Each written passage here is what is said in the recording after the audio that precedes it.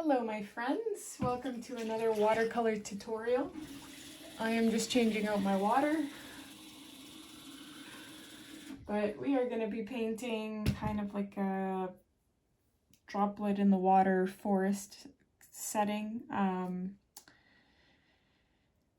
And yeah, I have my painting or my piece of paper in portrait position. That's the position that you would want it in.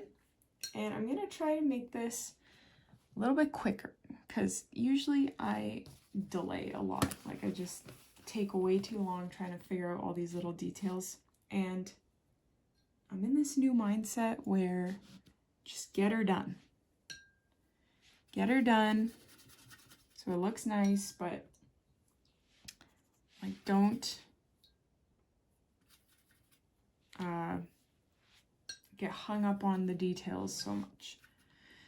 So about, I'd say 2/3 up, you're going to paint a horizon line with very watered down blue. Like mine is not watered down enough here, so I'm just adding water.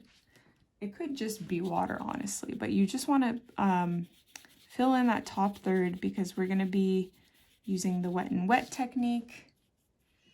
I want this to be nice and straight. Whoops, okay. You could use tape as well to help you make it straight because mine is definitely not. Okay, we'll go with that.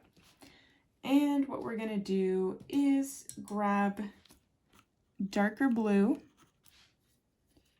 and just let the paint do the work for us. So I'm starting at the base and flicking my paintbrush upwards. I'm holding it down horizontally at the base and flicking up because I want the base to be thicker than everything else, like so.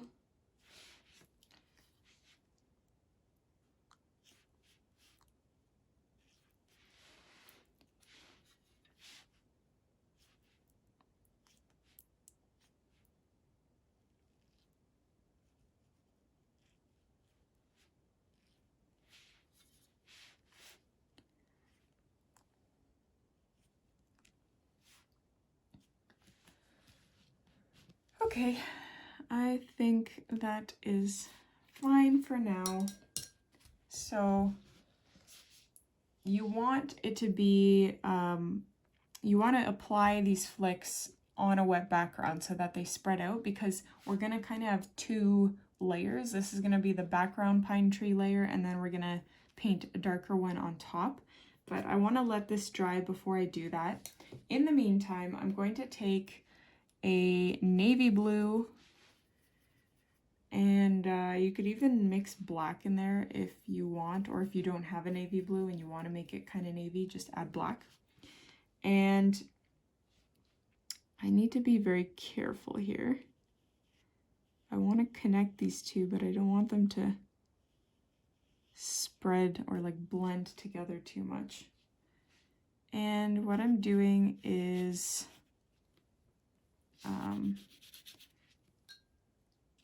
just spreading this out. Again, mostly water. You just want like a little bit of a tint of a blue, mostly so you can see if, like what you've painted already. Make sure you've got all your corners watered. And I'm going to do the opposite and flick downwards.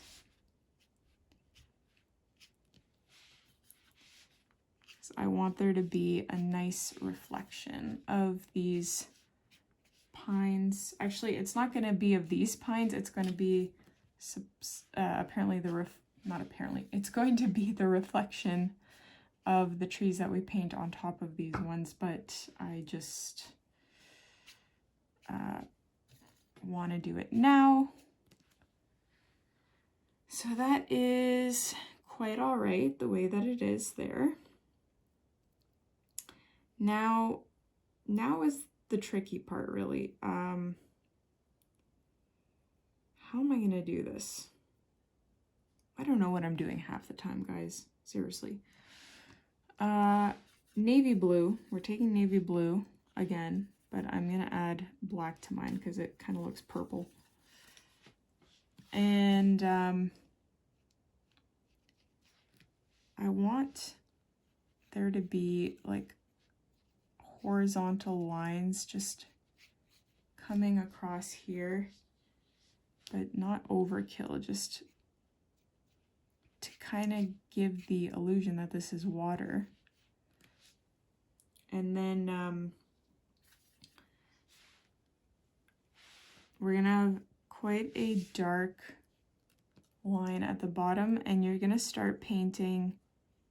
It's concave or convex. I always get those two mixed up, but you want to paint it curved because we're painting this big ripple in the water, and this is inspired. Oh gosh, I don't have the name of the person that this is inspired by, so if you recognize this painting, please let me know and I will add it to my description as I do with my references. But I lost the like I took a screenshot and then I didn't screenshot the name, and I have no idea where I got this. So yeah, so curve, and then about here we're gonna have this curve start actually going into a circle. Not a circle, but an oval. Like so. I actually painted like a droplet in water and how to paint that effect. I have a separate tutorial for that, so I do encourage you to check it out because that was way more methodical. This one's just more improv, but we are doing this wet on wet. I do want to, you know, emphasize that it is important that your background is wet. But hey, you can experiment with like doing it on a dry background. Maybe it'll look nice too.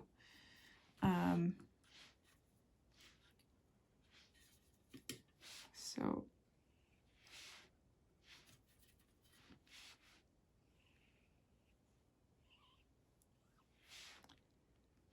why isn't this? Oh, okay. Now I picked up quite a bit of black.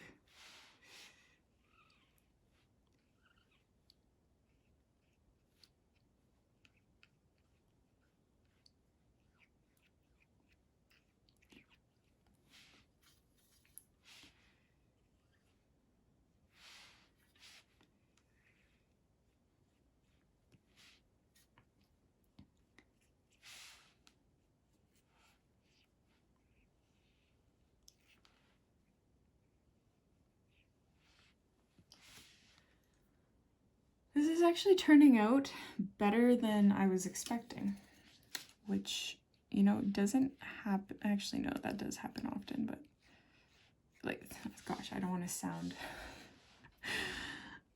full of myself here. That's not my intention. What I mean is, I didn't think this was gonna turn out this nice, or at least be this easy, and it is. So I guess it pays off to just not care and just like just put it on paper and see what turns out. And then, I don't know, like we need like a drop or something.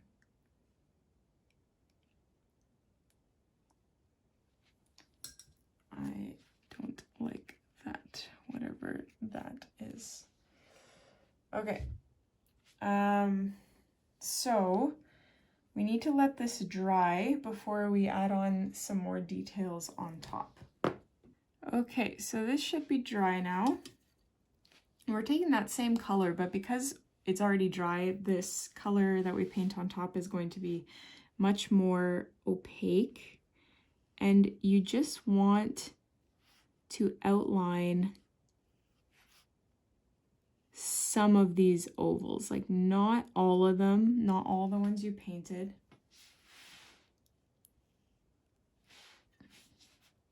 And by doing so, we're really creating this beautiful circular illusion.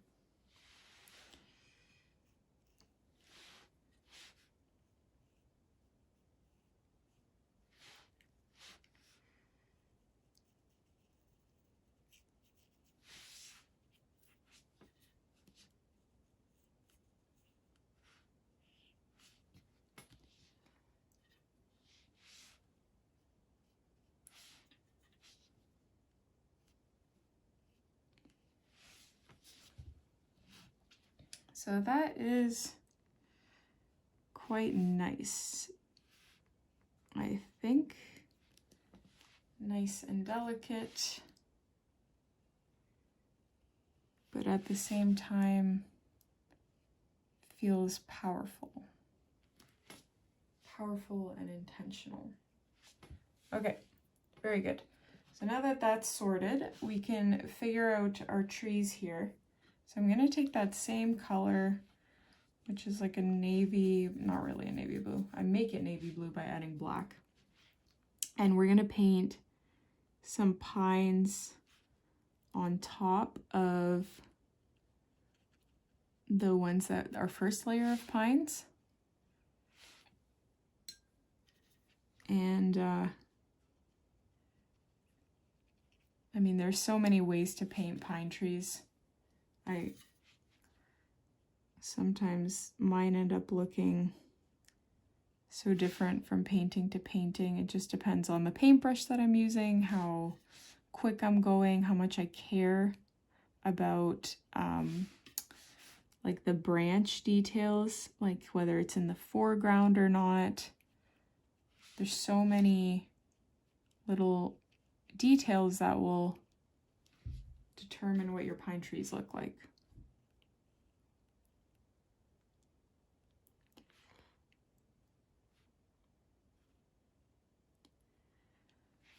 So we got, I don't know if I said, I'm filming 4 tutorials today that will be released within like a 2-week span in April. So I don't know if I already said this in a different one that you've already seen before this one comes out, but we got, yes, I actually did say it. So this is redundant, but I'll say it anyway. We got 20 centimeters of snow. No, sorry, they were forecasting 20 centimeters of snow, but we definitely got more than 20 based on what I was shoveling. Like I was shoveling so much snow, and it may be because the wind was blowing, so it just created, you know, deeper snow in some areas. That might be it for sure, but it took me the majority of the day to plow our driveway and clean the car off. Like it was a lot of snow, and man, I'm tired. My back really got a workout. I really hope I don't get tennis elbow. I don't know if you feel that right away or it comes on over time, but and the reason why I was doing it was because my husband was taking care of our baby, because I just needed a little bit of a break. I needed some alone time. And I typically enjoy shoveling snow, but this, gosh, there was so much of it, and it was wet because by the time it stopped falling, it was like 1 degree. So, and it actually rained on top of it at one point today. So it was quite heavy.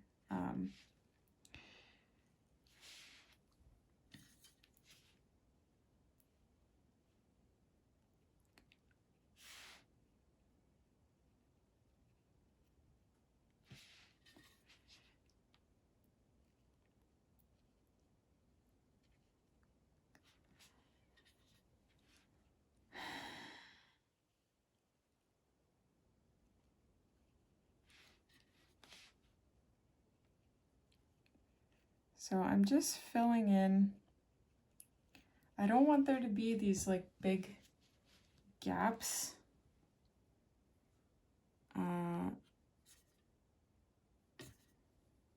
Between these pine trees, but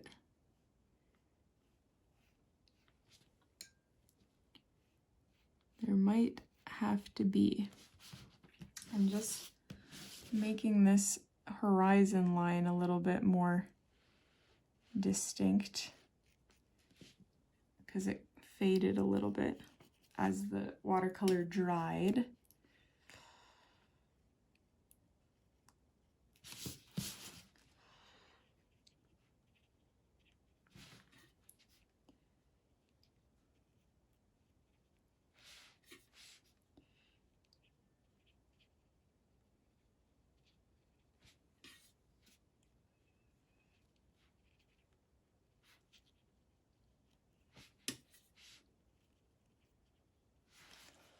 Okay, that's a little bit better, and I am going to kind of redo these lines over here.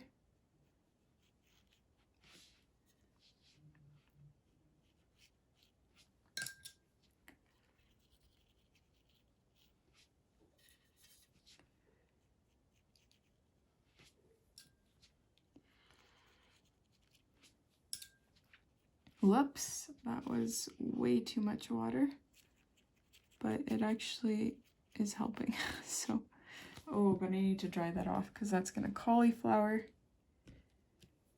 and we don't want that.